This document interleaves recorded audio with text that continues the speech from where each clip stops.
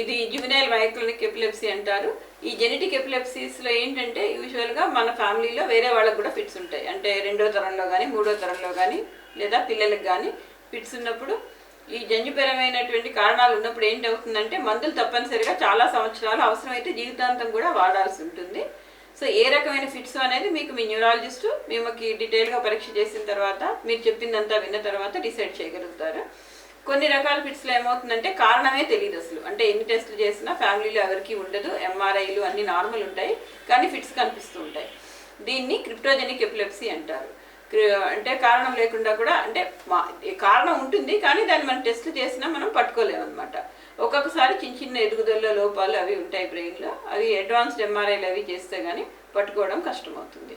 So ఫైనల్గా మనకి ఏంటంటే 3 రకాలైన కారణాలు. ఒకటి బ్రెయిన్లో ఏమైనా లోపం ఉండడం, లేదా జన్యుపరంగా వచ్చేది, లేదా ఒక్కొక్కసారి ఏ కారణం కూడా పట్టుకోకుండా కూడా కారణం లేకుండా కూడా ఫిట్స్ రావచ్చు. కొంతమంది అంటారు నా ఈజీ నార్మల్ ఉంది, ఎంఆర్ఐ నార్మల్ ఉంది, నాకే ఎందుకు వచ్చాయని.